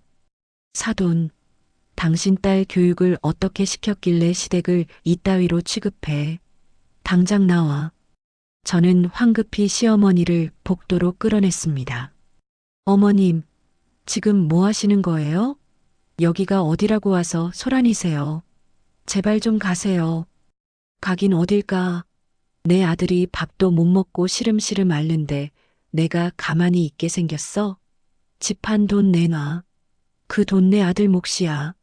네가 해온 거라지만 살면서 내 아들이 기여한 게 얼만데 입 싹 닦으려고 해. 시어머니는 제 멱살을 잡고 흔들며 악을 쓰셨습니다. 지나가는 환자들과 보호자들이 쳐다보며 혀를 찼지만 시어머니는 아랑곳하지 않았어요. 저는 더 이상 대화가 통하지 않는 상대라 판단하고 보안요원을 불렀습니다. 여기요. 이 사람 좀 끌어내주세요. 폭행죄로 신고할 거예요. 보안요원들이 달려와 시어머니의 양팔을 붙잡고 끌고 가는 동안에도 시어머니는 발버둥 치며 저주를 퍼부었습니다. 이 독한 년, 천벌 받을 거야. 내 아들 돈 내놓으란 말이야. 그 모습을 보는데 갑자기 무서운 생각이 들더라고요. 이 사람들은 말이 통하지 않는구나. 상식이라는 게 존재하지 않는구나. 돈 앞에서는 부모 자식도 없다는데 하물며 며느리인 나는 오죽할까? 저들의 탐욕과 이기심은 끝이 없겠구나 하는 공포감이 엄습해왔습니다. 하지만 동시에 오기가 생겼습니다. 그래, 갈 때까지 가보자. 누가 이기나 해보자. 그날 밤 남편에게서 장문의 카톡이 왔습니다. 변호사 알아봤는데 내가 생활비 반 냈으니까 집값 오른 거에 대한 기여도가 있대. 재산분할 50% 요구할 권리 있어. 좋게 끝내고 싶으면 집 한 돈 절반 입금해. 안 그러면 소송 갈 거야. 지나가던 개가 웃을 소리였습니다. 5년 동안 생활비 50만 원씩 낸 게 전부인 주제에 집값의 절반을 달라고요? 그 뻔뻔함에 치가 떨려서 손이 부들부들 떨렸지만 오히려 차분해지더군요. 그들의 바닥을 확인하고 나니 더 이상 망설일 이유가 사라졌기 때문입니다.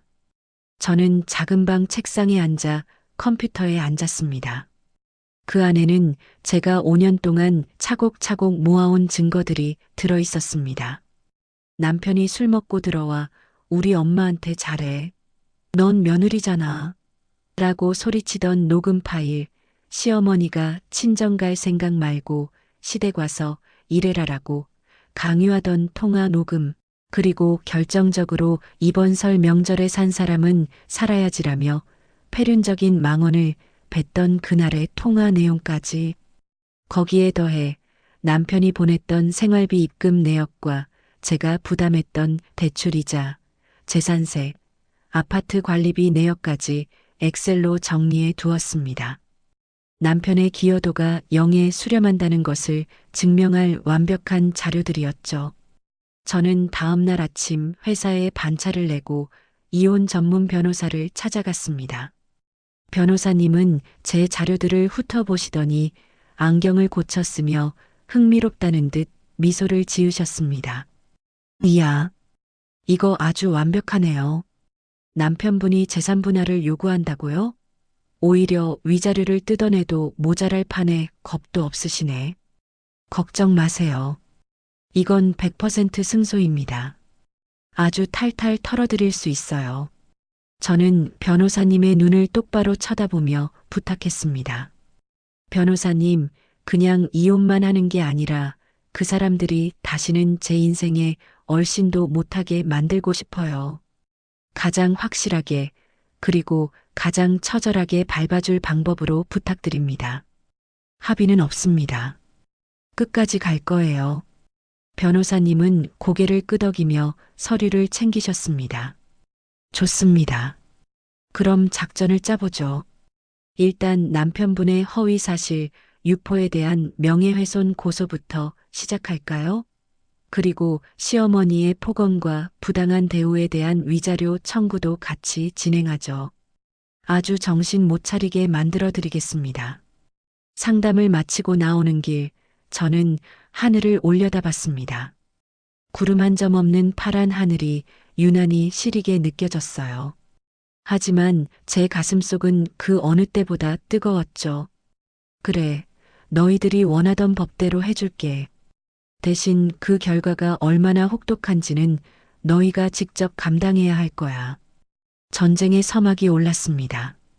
저는 변호사님과 상의 끝에 남편에게 내용 증명과 이혼 소장을 보냈습니다.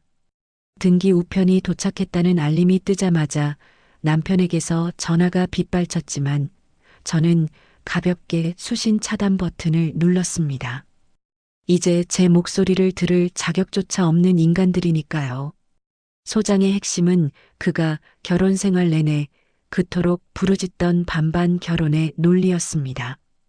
아이러니하게도 그가 파놓은 함정에 본인이 걸려든 꼴이었죠.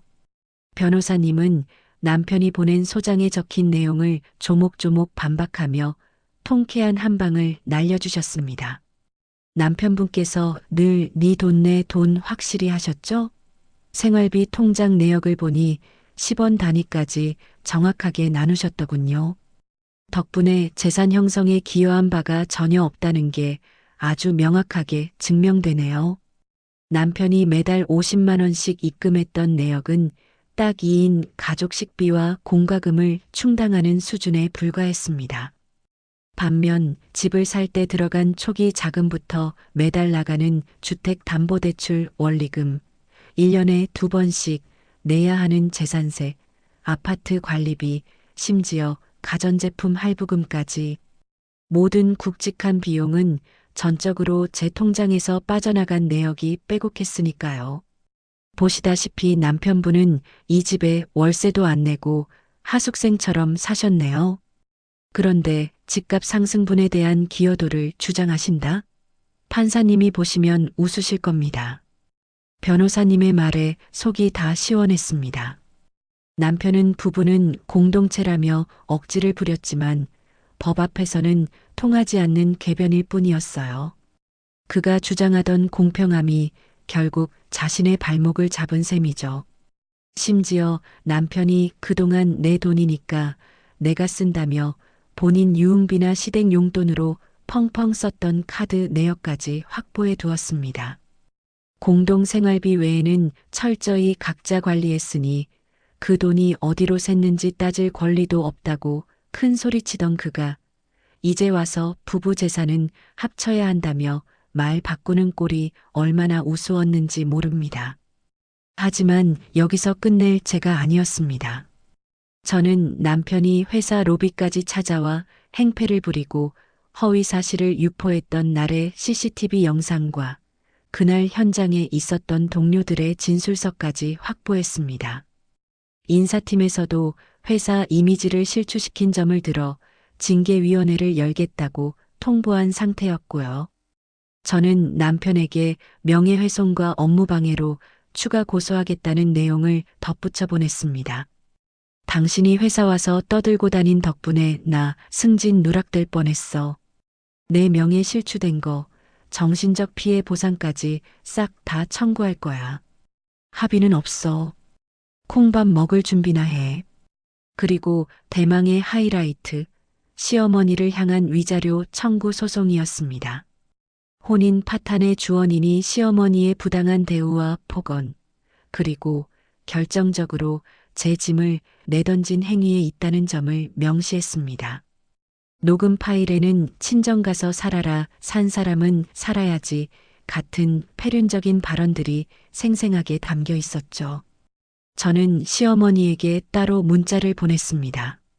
어머님, 위자료 넉넉하게 주시고 깔끔하게 정리하시고 며느리 돌이 자라는 새 며느리 찾으시면 되겠네요. 아, 참.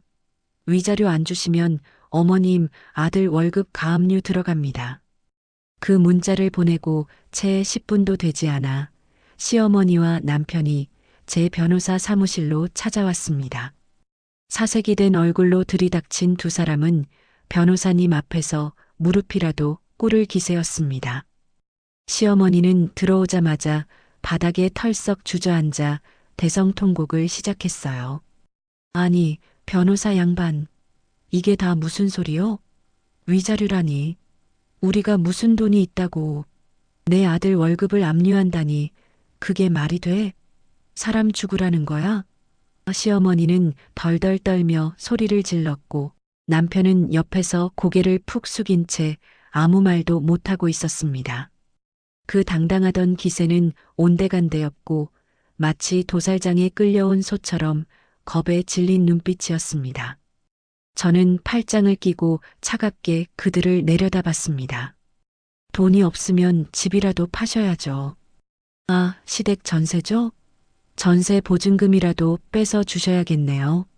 아니면 어머님 아들 퇴직금이라도 당겨받으시든가요. 그러자 시어머니가 울먹이며 제 바짓가랑이를 잡으려 했습니다. 예, 미진아. 우리가 홧김에 그런 거다. 가족끼리 왜 이러냐? 너도 알잖아. 내가 원래 성격이 좀 불같아서 그렇지 악의는 없었어. 제발 소송만은 취하에 다오. 응? 우리가 잘못했다. 가족이요? 저는 시어머니의 손을 매몰차게 뿌리치며 쏘아붙였습니다. 사돈이 죽어가는데 짐짝 취급하며 내쫓을 땐 언제고 이제 와서 가족 타령이세요? 저는 그런 가족 둔 적 없어요. 그때 어머님이 그러셨죠? 산 사람은 살아야 한다고. 그래서 저도 살려고요. 어머님 덕분에 정신이 번쩍 들었거든요. 남편도 기어들어가는 목소리로 거들었습니다. 여보, 내가 잘못했어. 엄마가 나 걱정돼서 그런 거잖아. 한 번만 용서해줘. 우리 다시 잘해볼 수 있잖아. 내가 앞으로 진짜 잘할게. 처가에도 잘하고. 잘해봐? 뭘 잘해봐? 너랑 나랑 끝났어. 그리고 너 회사 와서 나 바람났다고 떠들고 다녔지? 그거 허위사실 유포죄야. 내 직장 생활 망쳐놓고 다시 잘해보자고. 뻔뻔한 것도 정도가 있어야지. 네가 회사 와서 난동 부린 덕분에 나 회사 그만둘 뻔했어. 그 책임 어떻게 질 거야? 저는 변호사님에게 눈짓을 보냈고 변호사님은 냉정하게 서류를 내밀었습니다. 합의하실 생각 없으시면 법정에서 뵙죠. 저희는 증거가 차고 넘쳐서요. 위자료 5천, 재산 분할 0원. 이 조건 아니면 소송 계속 진행합니다. 그리고 남편분 회사에도 징계 요청 공문 보낼 예정입니다. 품위 유지 위반으로 해고당하실 수도 있겠네요. 위자료 5천만 원이라는 말에 시어머니는 뒷목을 잡고 쓰러지는 신용을 하셨지만 아무도 거들떠보지 않았습니다. 결국 그들은 울며 겨자 먹기로 합의서에 도장을 찍어야 했습니다. 소송으로 가면 더 큰 돈이 깨질 게 뻔하고 남편의 직장 생활까지 위험해질 수 있었으니까요.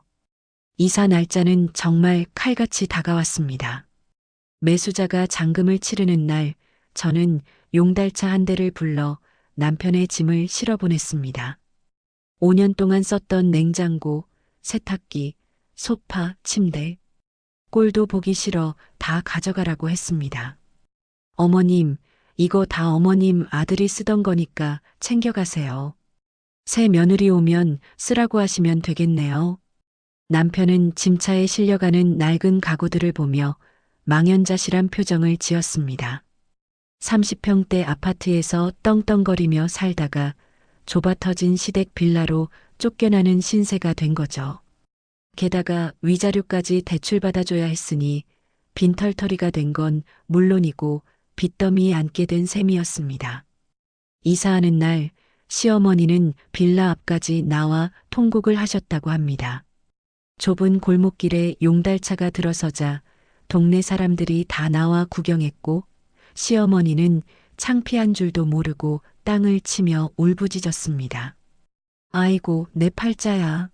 멀쩡한 집 놔두고 이 좁은 데서 어떻게 살아.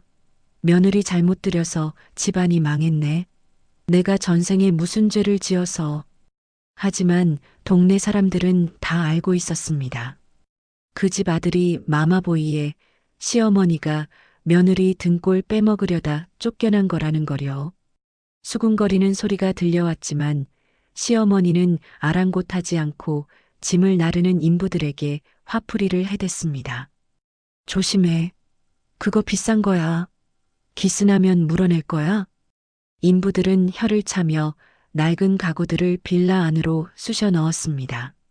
좁은 현관문으로 냉장고가 들어가지 않아 한바탕 소동이 벌어졌고 결국 문짝을 뜯어내는 수모까지 겪어야 했죠. 그 좁아터진 집구석에 5년 묵은 거대한 가전제품들이 꽉 들어차니 발 디딜 틈도 없었을 겁니다. 그렇게 남편은 이혼남이자 나이 40에 엄마 집에 얹혀 사는 미운 오리 새끼가 되었습니다. 듣자 하니 좁은 집에서 짐 정리도 제대로 못하고 매일 밤 시어머니와 싸우는 소리가 담장을 넘는다더군요. 엄마 때문에 내 인생 망쳤어. 엄마가 가만히 좀 있지 왜 나서서 일을 키워. 이놈아, 내가 널 어떻게 키웠는데. 마누라 하나 못 잡아서 쫓겨난 주제에 어디서 큰 소리야. 네가 칠칠 맞지 못해서 뺏긴 거 아니냐. 밥값이나 해라, 이 화상아. 그들의 비명 섞인 싸움 소리를 전해 들을 때마다 저는 묘한 카타르시스를 느꼈습니다. 인과응보. 뿌린 대로 거둔다는 말이 딱 이럴 때 쓰는 거겠죠. 그들은 서로를 탓하며 지옥 같은 나날을 보내겠지만 저는 이제 상관없습니다. 제 인생에서 그들은 이미 삭제된 존재들이니까요. 마지막으로 정산된 위자료가 통장에 입금되던 날 저는 엄마 병원비를 일시불로 결제하고 남은 돈으로 최고급 1인실 병실로 옮겨드렸습니다. 깨끗하고 조용한 병실, 창밖으로 푸른 나무가 보이는 곳에서 편안하게 잠든 엄마의 얼굴을 보니 가동안의 고생이 눈 녹듯 사라지는 것 같았죠. 저는 엄마의 손을 꼭 잡고 속삭였습니다. 엄마 봤지? 나 이제 진짜 혼자야. 근데 하나도 안 외롭다? 오히려 너무너무 행복해. 그동안 엄마 속 썩여서 미안해. 이제 내가 엄마 호강시켜줄게. 우리 여행도 가고 맛있는 것도 많이 먹고 그렇게 살자. 알았지? 엄마의 손에서 미세한 온기가 느껴졌습니다. 마치 제 말에 대답이라도 하듯이요. 창밖으로 들어오는 햇살이 유난히 따스하게 느껴졌습니다. 이제 저에게는 꽃길만 남아있다는 걸 햇살이 말해주는 것 같았거든요. 저는 핸드폰을 꺼내 남편과 시어머니의 번호를 영구 차단했습니다. 그리고 카카오톡 프로필 사진을 엄마와 함께 찍은 환한 사진으로 바꿨습니다. 상태 메시지에는 딱 한 문장만 남겼습니다. 새로운 시작, 완벽한 행복. 이제 진짜 자유입니다. 5년이라는 긴 터널을 빠져나온 기분은 말로 다 표현할 수 없을 만큼 상쾌했습니다. 앞으로 어떤 어려움이 닥쳐도 저는 이겨낼 수 있을 겁니다. 왜냐하면 저는 이제 혼자가 아니라 저를 가장 사랑해주는 엄마와 함께니까요. 그리고 무엇보다 저 자신을 지킬 수 있는 힘을 얻었으니까요. 그렇게 길고 지루했던 전쟁이 끝나고 저는 친정집에서 걸어서 10분 거리, 보안이 철저하고 채광이 좋은 신축 오피스텔로 이사했습니다. 이삿짐을 풀고 처음으로 맞이한 아침을 지금도 잊을 수가 없어요. 커튼을 활짝 젖히자 눈부신 아침 햇살이 방 안 깊숙이 밀려들어왔고 저는 따뜻한 커피 한 잔을 내려 마시며 온전히 저만의 시간을 가졌습니다. 아무도 나를 방해하지 않는 고요함, 누구의 눈치도 볼 필요 없는 자유. 그 사소한 평화가 얼마나 눈물나게 행복한 건지 그전에는 미처 몰랐습니다. 커피 향을 맡으며 베란다에 서서 바쁘게 출근하는 사람들을 내려다보는데 문득 제가 살아있다는 실감이 나더군요.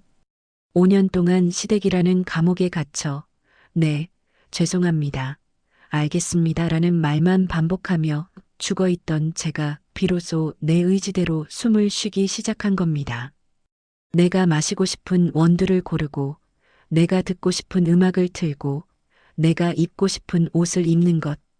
이 당연한 일상이 저에게는 기적과도 같았습니다. 회사에서도 모든 오해가 풀렸습니다. 남편이 회사 로비에서 난동을 부린 건 오히려 저에게 전화위복이 되었어요. 인사팀 조사 과정에서 제가 가정폭력 피해자이자 가장으로서 부당한 대우를 받았다는 사실이 명명백백하게 드러났거든요. CCTV 영상 속에서 남편이 저를 위협하고 고함을 지르는 모습, 그리고 제가 차분하게 대응하는 모습이 대비되면서 여론은 순식간에 뒤집혔습니다. 동료들은 수군거리던 입을 다물고 저에게 미안해했고, 김 과장, 그동안 어떻게 버텼어? 진짜 대단하다. 우리가 오해해서 미안해. 힘내. 라며 위로와 응원을 보내주었습니다. 점심시간이면 동료들이 먼저 다가와 맛집을 가자고 이끌어 주었고, 회식 자리에서도 저를 배려해주는 분위기가 형성되었죠. 저는 그 응원의 보답이라도 하듯 더 독하게 일에 매달렸습니다. 야근을 해도 시어머니의 잔소리가 없으니 오히려 능률이 오르더라고요. 예전에는 야근하면 밥은 누가 하냐는 전화 때문에 일에 집중하지 못하고 눈치만 봤었는데 이제는 온전히 프로젝트에 몰입할 수 있었습니다. 덕분에 회사에 사활이 걸린 대형 프로젝트를 성공적으로 이끌었고 그 성과를 인정받아 동기들 중 가장 먼저 차장으로 승진하는 쾌거까지 이뤘습니다. 승진 발령이 나던 날 제 책상 위에 놓인 꽃바구니와 사장님의 격려 카드를 보며 생각했습니다. 그래, 나는 이렇게 능력 있고 빛나는 사람이었어. 누군가의 밥 차려주는 기계가 아니라 내 이름 석자로 당당하게 인정받는 사람이었어. 가장 기쁜 소식은 엄마의 건강이 기적처럼 회복되었다는 거예요. 중환자실에서 사경을 헤매던 엄마는 일반 병실로 옮기셨고, 이제는 부축을 받으면 조금씩 걸을 수 있을 정도로 좋아지셨습니다. 엄마가 일반 병실로 옮기던 날, 저는 그동안 숨겨왔던 이혼 사실을 조심스럽게 털어놓았습니다. 혹시라도 충격을 받으실까봐 손을 꼭 잡고 최대한 담담하게 말하려고 노력했죠. 엄마, 나 사실 이혼했어. 그 집 나왔어. 엄마 아플 때 그 사람들이 엄마 무시하고 짐짝 취급하는 거 도저히 못 참겠더라. 그래서 다 정리하고 나왔어. 엄마는 놀라는 기색 하나 없이 오히려 덤덤하게 고개를 끄덕이셨습니다. 그리고 링거 바늘이 꽂힌 앙상하게 마른 손으로 제 뺨을 어루만지며 말씀하셨어요. 잘했다. 내 딸 고생했다. 엄마가 아파서 널 지켜주지도 못하고. 미안해. 진작 나오라고 할 걸. 우리 딸 너무 힘들었지? 엄마는 네가 행복하면 그걸로 됐다. 그 말을 듣는데 참고 참았던 눈물이 왈칵 쏟아졌습니다. 엄마는 다 알고 계셨던 거예요. 제가 시댁 눈치 보느라 맘 편히 친정에도 못 오고 명절마다 녹초가 되어 돌아가던 그 퀭한 눈빛을 보며 엄마는 당신이 아픈 것보다 더 가슴 아파하셨던 겁니다. 저는 엄마 품에 안겨 어린아이처럼 엉엉 울었습니다. 그 울음은 슬픔이 아니라 안도와 해방, 그리고 엄마에 대한 미안함이 섞인 뜨거운 눈물이었습니다. 아빠도 옆에서 제 어깨를 토닥여 주셨고, 우리 세 식구는 병실에서 서로를 부둥켜 안고 한참을 울었어요. 그날 흘린 눈물로 지난 5년의 상처가 씻겨 내려가는 것 같았습니다. 가끔 모르는 번호나 차단된 목록에서 밥은 먹었냐, 보고 싶다. 다시 시작하자. 내가 진짜 잘할게. 같은 질척거리는 문자가 오지만 저는 읽지도 않고 바로 삭제해버립니다. 그에게 저는 더 이상 돌아갈 수 없는 꿈이자 놓쳐버린 로또일 테니까요. 평생 후회와 원망, 그리고 가난 속에서 서로를 탓하며 살아가길, 그게 그들에게 내리는 가장 잔인하고도 확실한 벌이라고 생각합니다. 그들이 불행할수록 제 선택이 옳았다는 증거가 되니까요. 주말이 되면 저는 엄마 아빠를 모시고 맛집을 찾아다니고 가까운 교회로 드라이브를 갑니다. 예전에는 주말마다 시댁에 불려가 밥 차리고 청소하느라 혹은 시어머니 말동무해 드리느라 상상도 못했던 일장이죠. 엄마가 좋아하시는 꽃구경도 가고 아빠가 좋아하시는 낚시터에도 따라가서 라면을 끓여 먹습니다. 부모님이 이렇게 잘 웃으시는 분들인지 미처 몰랐어요. 아빠는 낚시터에서 월척을 낚으시면 아이처럼 좋아하시고 엄마는 꽃밭에서 사진을 찍어달라며 소녀처럼 포즈를 취하시곤 했죠. 얼마 전에는 엄마의 퇴원 기념으로 그리고 제 승진 기념으로 세 식구가 제주도 여행을 다녀왔어요. 5성급 호텔을 예약하고 엄마가 드시고 싶어 하던 갈치조림과 흑돼지 구이를 실컷 사드렸습니다. 바다가 보이는 카페에 앉아 엄마 아빠와 나란히 찍은 사진을 보니 다들 표정이 너무 환하고 예쁘더라고요. 특히 아빠가 제 손을 잡고 우리 딸 고맙다.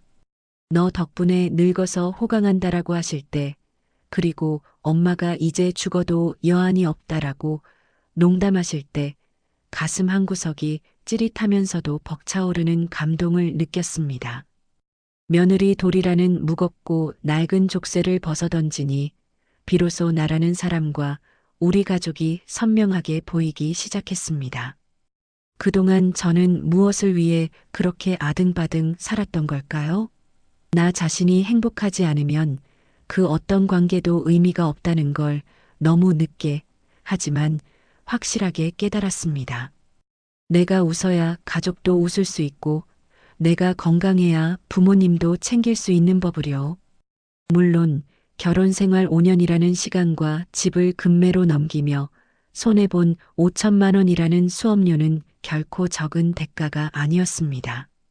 그 돈이면 더 좋은 차를 살 수도 있었고 저축을 더 많이 할 수도 있었겠죠. 하지만 저는 단 1원도 아깝지 않고 단 1초도 후회하지 않습니다. 그 시간이 있었기에 지금의 자유가 얼마나 소중한지 뼈저리게 알게 되었고 사람을 보는 눈을 키울 수 있었으며 무엇보다 우리 부모님의 사랑을 다시 한번 확인할 수 있었으니까요. 그 돈으로 제 인생의 악재를 완벽하게 털어내고 평생 저를 괴롭힐 뻔했던 기생충들을 떼어냈다고 생각하면 오히려 싸게 먹힌 셈이죠. 인생 전체를 놓고 보면 남는 장사라고 확신합니다. 지금 이 글을 읽고 계신 여러분, 혹시 여러분 중에도 누군가의 강요나 시선 때문에 참고만 있는 분이 계신가요? 가족이니까 참는 게 이기는 거니까 이혼녀라는 딱지가 무서워서라며 스스로를 갉아먹고 있지는 않나요? 그렇다면 부디 제 이야기를 통해 용기를 얻으셨으면 좋겠습니다. 가족이라는 이름으로 행해지는 폭력은 사랑이 아닙니다. 결혼은 일방적인 희생이 아니라 서로에 대한 존중이 전제되어야만 유지될 수 있는 약속입니다. 그 약속이 깨졌다면 더 이상 지킬 의무도 없는 겁니다. 한 번쯤은 과감하게 짐을 싸서 나오세요. 문을 박차고 나오는 순간 두려움보다는 상상도 못할 해방감이 여러분을 맞이할 겁니다. 세상은 생각보다 넓고 여러분을 사랑해 줄 사람은 많으며 무엇보다 여러분의 인생은 온전히 여러분의 것이니까요. 나를 사랑하지 않는 사람들 틈에서 시들어가지 말고 나를 아껴주는 사람들 속에서 활짝 피어나세요.